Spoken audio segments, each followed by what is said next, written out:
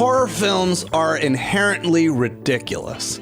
Besides the notion that whenever teenagers have sex, they have to be immediately killed by a supernatural monster, the idea of a sustained drama where dread and tension are rolled into moral themes seems over the top.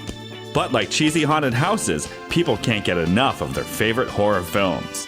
Today, we're on a double date with Peaches Christ and Brian Sweeney, talking about outrageous moments in horror films. Plus, a tribute to the chainsaw. The theatrical origins of horror films. How the very gay Nightmare on Elm Street Part 2 movie was made. And Peaches Christ shares with us her behind-the-scenes story of the Blair Witch Project. I'm Fausto Fernos. I'm Mark Fillion. And this is Feast of Fun.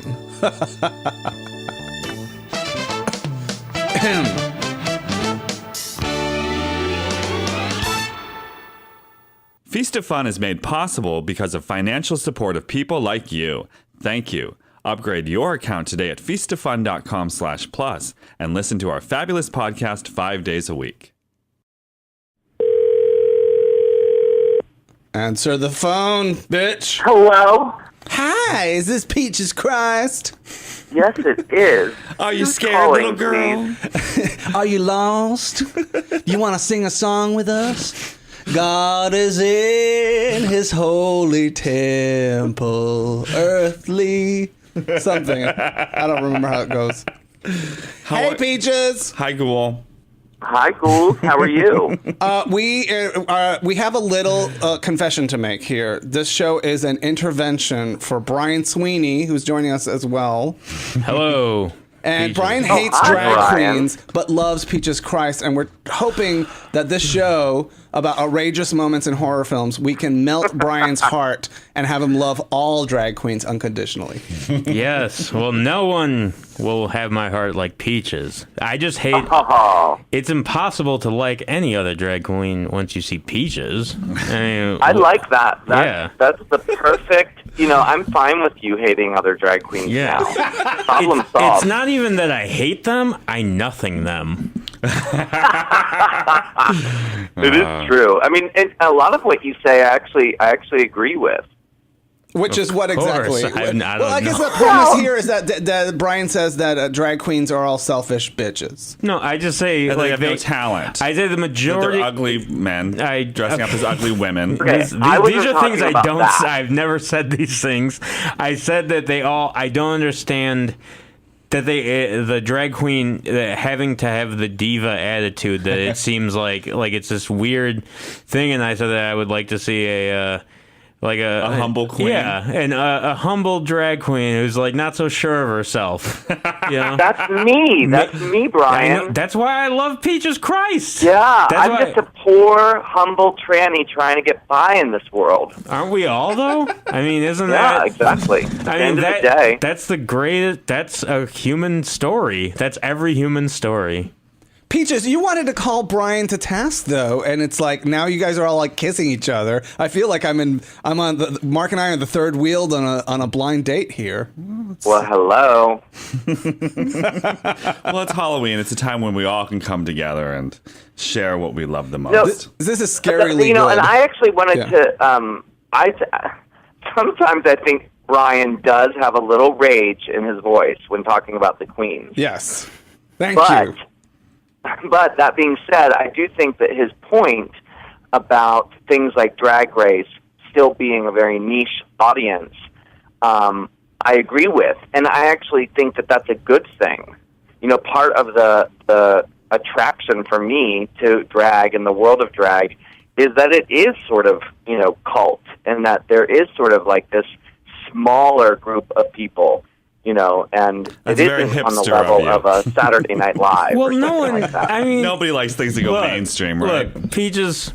These gay guys, they're all upset. They're all on Modern Family on NBC and shit now. They're not cool like us. Like, we're cool. Exactly. We're not mainstream like these losers. And Me and Mark? Yeah, you guys, I mean... didn't watch Modern Family. Yeah, okay, sure. I You watched don't, it one during the Glee episode. you though. don't have to. It's your life. You live it. So, Peaches and I, we live on the edge. We live on Logo.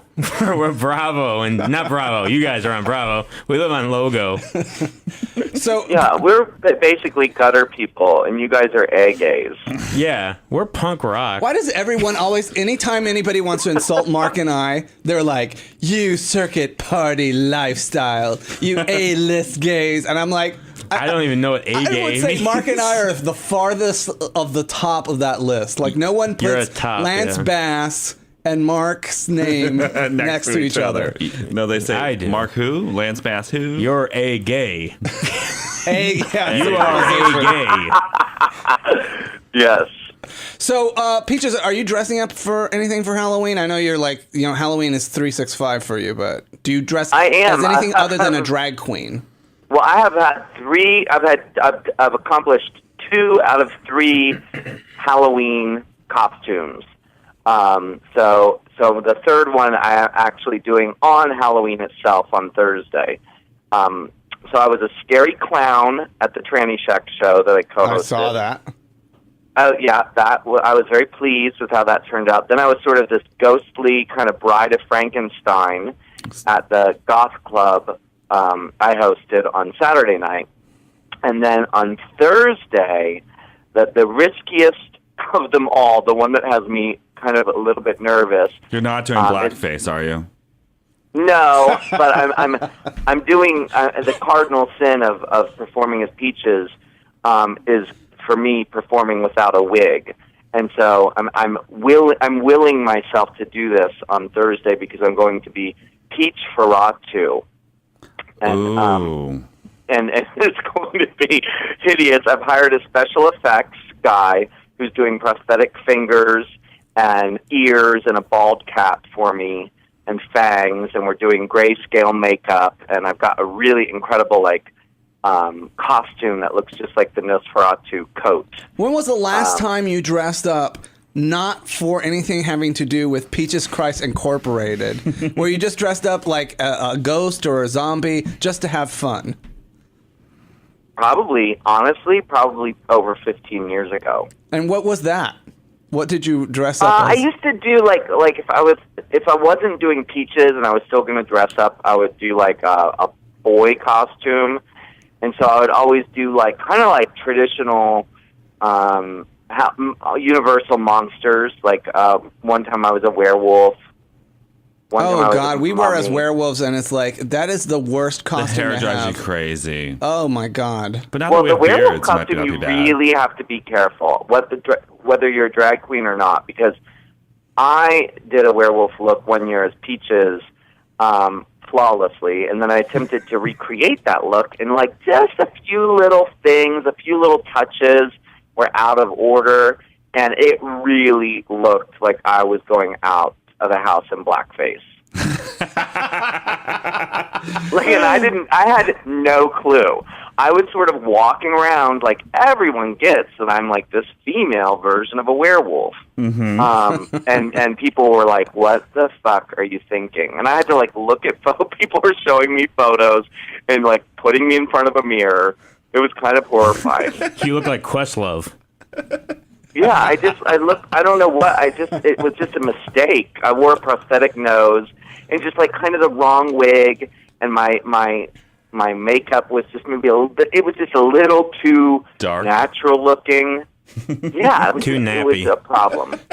It just seems though to me that like Halloween and horror films and haunted houses all share one thing in common, that they're inherently there's a cheesy, weird quality to them, that there's this outrageous notion that somehow we're pretending to be things that if they actually happened to us in real life, we'd be devastated. But we're using things that like a car accident victim dressing up as that. If that happened to you in real life, you wouldn't think about that as a way for recreation to celebrate something.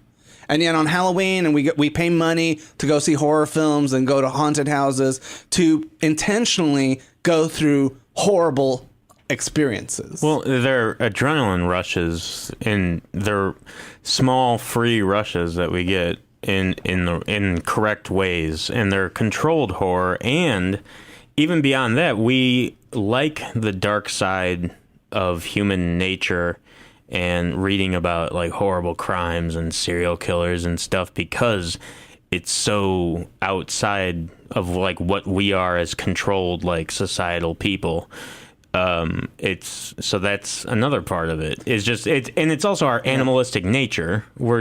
We're animals, and this is what we are all capable of, and it's scary. So where did the idea like of a sustained drama where dread and tension got rolled into moral themes come from? Like in a horror film genre, like somebody having sex immediately being killed by a supernatural monster. Well, I think it's been around since before movies. Like if you look at even, William Shakespeare or, the French tradition of Grand Guignol, people have been theatrically acting out their worst fears, on stage for hundreds of years. So I think that cinema just opened up a new medium to do it, Yeah, and the blueprint that you're talking about that they called out in Scream so famously about if you have sex, you die, blah, blah, blah. Like, that blueprint was John Carpenter's Halloween, which Black Christmas actually came out before Halloween, but it didn't do well. And after Halloween came out, that's when the slasher horror movie came through, and suddenly, within 2 years, every single holiday had its own horror movie. There was New Year's Evil, April Fool's Day, and then of course Friday the 13th. Yes, My Bloody Valentine. Friday the 13th is a straight up Halloween ripoff. So yeah. So how did we get to this point? Because if you look at like Friday the 13th Part 2, which is probably one of the gayest horror films ever made. Nightmare on Elm Street. You're talking about? I'm sorry, Nightmare on Elm Street with Freddy. It just seems like it's so campy and over the top that it's like, I don't know if anybody is actually scared at this point, right? It's like, it's almost like we're having a fun time. Yeah, and that movie is like a really unique, has a lot going on for a lot of different reasons. And as you guys probably remember, I did a screening of it at the Frameline Gay and Lesbian Film Festival here in San Francisco back in June, where we had the Scream Queen star himself, Mark, who played the final girl, but he was actually a guy. Jesse Walsh. Jesse, he played Jesse. And it was absolutely fascinating getting his behind-the-scenes, stories about how that movie came to be the sort of gayest horror film of all time, because its subtext obviously was super over the top. But when it came out, the writer who obviously created the script and put those things in the movie, I mean, they're in the movie, really denied at the time the movie came out that there was anything intentionally gay about it, and very publicly denied it over and over again, and actually blamed it on, at the time, closeted gay actor Mark Patton, basically outing him and saying that, he's the reason the movie is so gay. And poor Mark, basically it ruined him. It ruined his career in show business. It ruined his, his life socially, because at the time you just couldn't be gay in Hollywood. And you get this story from Mark that's like so painful and so awful. So when they were doing the Never Sleep Again documentary, which is this epic documentary about the franchise, and it's great. Everyone should. They spend about an hour on each movie, and it's about 4 hours long. But Peaches, you probably did too. I did it in one sitting. Like, I didn't think I would, but I was like, it is so well done. Anyway, I'm sorry, but yes, no, it's fabulous. It's great. But go if you care at all. Go get it. Yeah, I mean, I think it was definitely a movie for the fans, but even people who are mildly interested in kind of Nightmare on Elm Street or Freddy or New Line Cinema should watch that movie. It's just fascinating, and the story of the franchise is as interesting as any of the movies. Well, I'm surprised that movie even got made. Okay, so here's the thing that I was going to tell you about the documentary. Mark had gone into hiding, and he did not want to do any... he had a horribly painful...